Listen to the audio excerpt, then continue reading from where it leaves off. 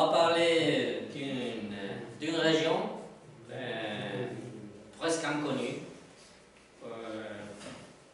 même parmi les Français, parce que est créée cette région depuis la réforme territoriale du 2014 qui a eu lieu sur le territoire français. Et on a créé la région est nommée Hauts-de-France. Hauts-de-France. Eh bien, pourquoi le nom? Le nom est désigné par un groupe de linguistes. Mais après de délibération, de consultation, d'approbation pour un espèce de référendum, etc. Bon, qu'est-ce que c'est la région Hauts-de-France?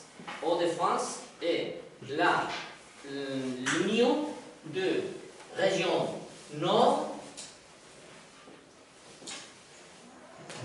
Pas-de-Calais, plus la Picardie.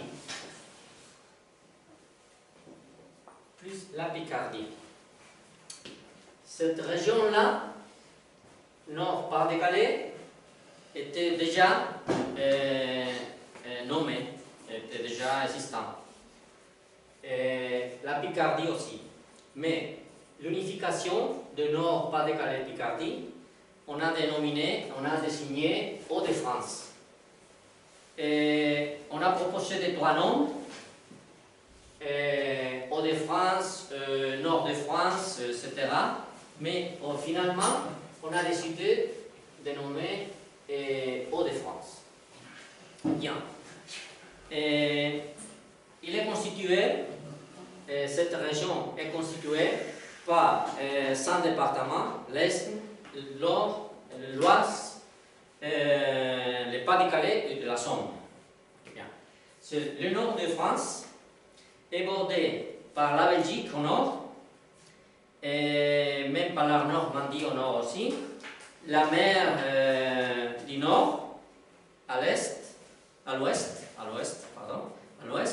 la Manche est séparée de Grande-Bretagne, de l'île britannique, par 35 km seulement. Et le sud est l'île de France, et l'ouest est le Grand Ouest, le Grand Est, à l'est. C'est la région du Grand Est. Bien. Qu'est-ce que sont les atouts de cette région? Les atouts sont une région très bien peuplée. La densité de population est presque 200 personnes par kilomètre carré. Et c'est une région très riche. Très riche. Pourquoi? On a la production agricole. Presque toute la production de pommes de terre de la France vient d'ici. On produit toutes sortes de végétales, les endives, les choux de Bruxelles, le blanc. Le blanc, c'est pour la bière. Le blanc. Quelques autres. Bon, il y a beaucoup de produits végétaux. Par exemple, il y a une production très connue des endives ou des betteraves pour la sucre aussi. Des betteraves. Bien, par exemple, vous connaissez la marque Bonduelle. Bien, la site de Bonduelle est là, dans cette région. C'est bien. Bon, comment est les pays? Les pays, la géographie. La géographie, comme je vous ai dit, il y a une extension de 32 000 km carrés. C'est presque le 5% de la France. Et les reliefs, c'est assez faible.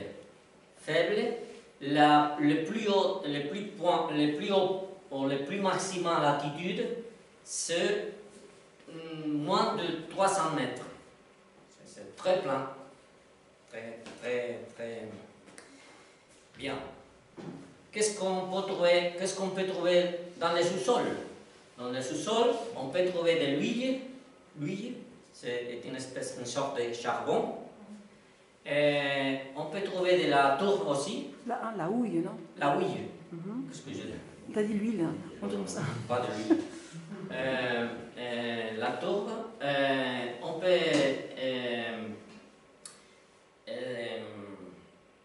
oui. Elle est constituée principalement par la craie. La craie,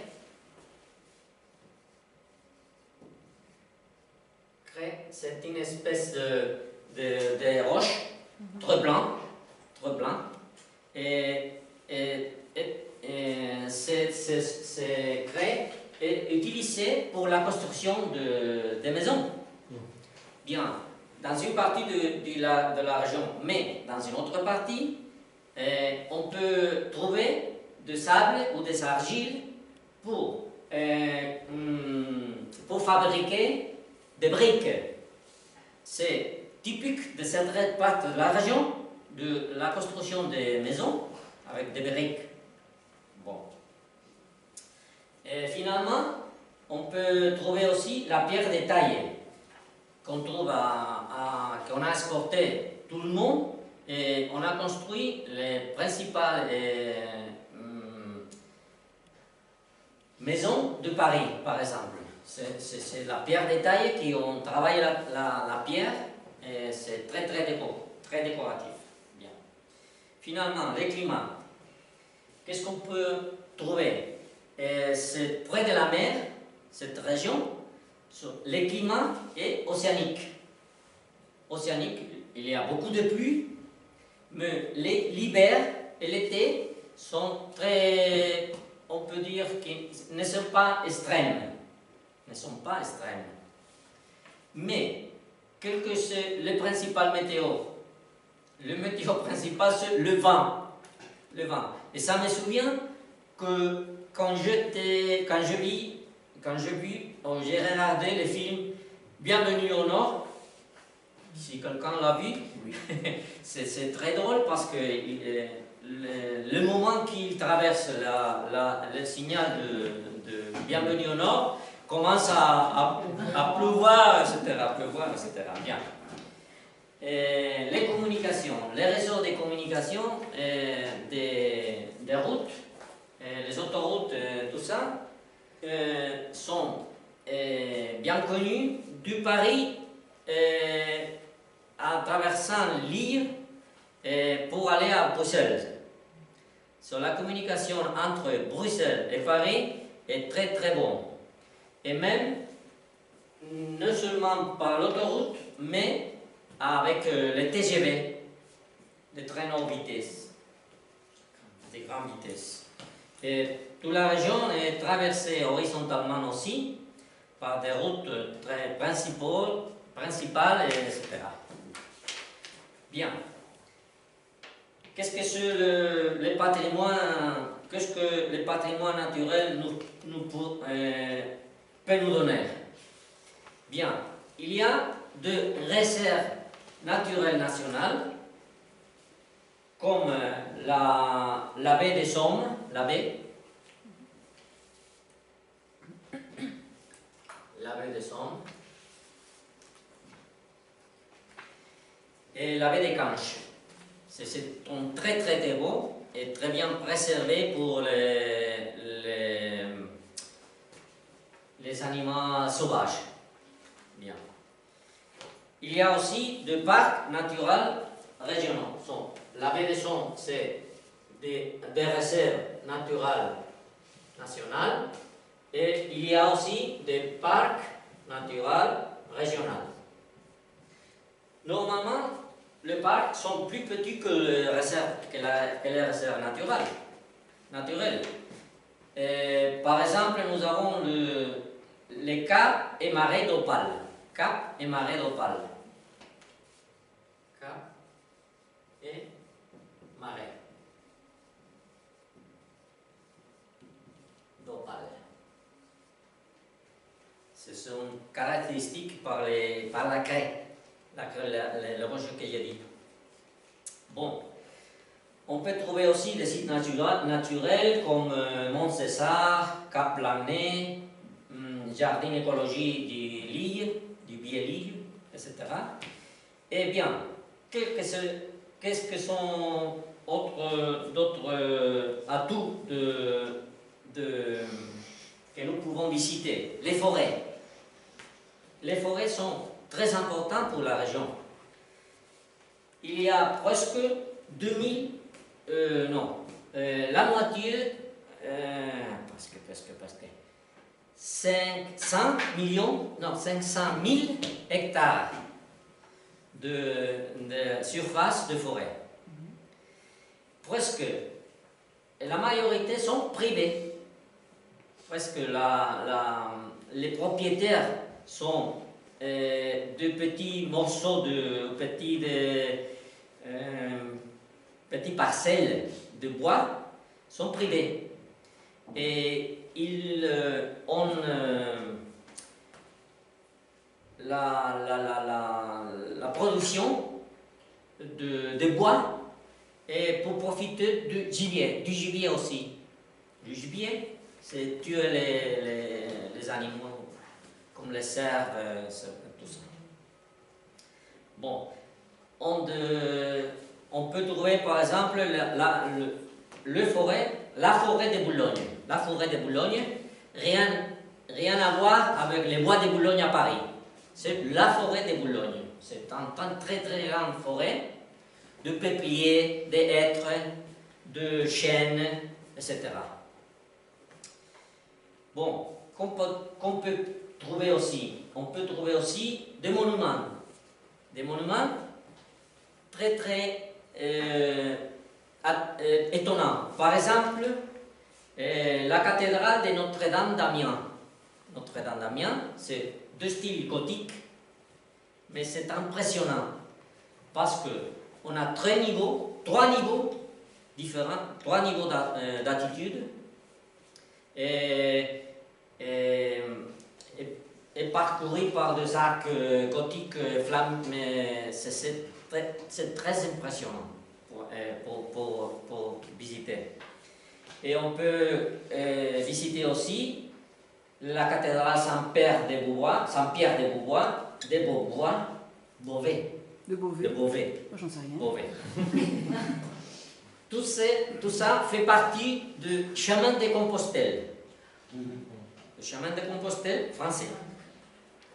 Et on peut citer aussi la basilique de Saint-Quentin. Saint-Quentin, c'est une basilique qui réunit tous les styles du roman au baroque, en passant par le gothique aussi. Bien. Qu'est-ce qu'on peut visiter aussi? On peut visiter aussi les 23 beffrois. Beffrois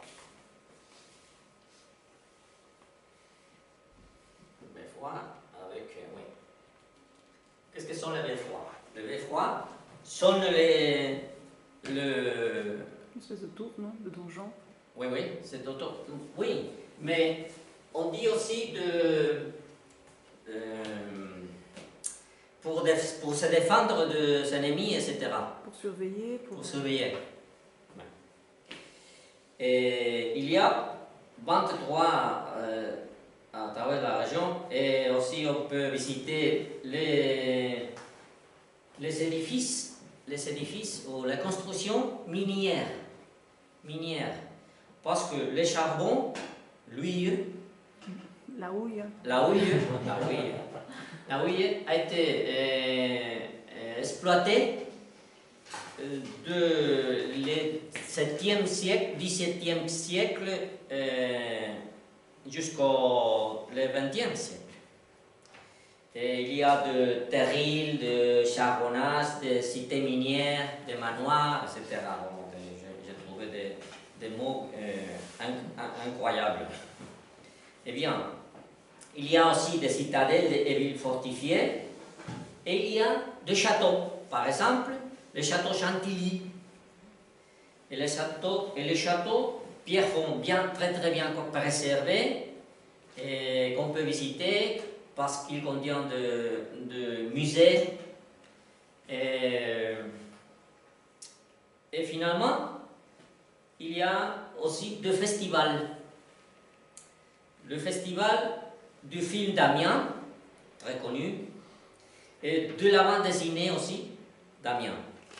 Et de festivals de musique comme celle de la Côte d'Opale à Boulogne-sur-Mer, qui est la musique très diverse avec le jazz, la musique classique, le pop, tout ça. Eh bien, c'est une région pour s'amuser, pour n'être pas ennuyé. Pour ne pas s'ennuyer, pardon. Pour ne pas s'ennuyer. Et je pense que c'est une région que j'ai découverte avec plaisir. Je vous invite à aller visiter. Merci beaucoup.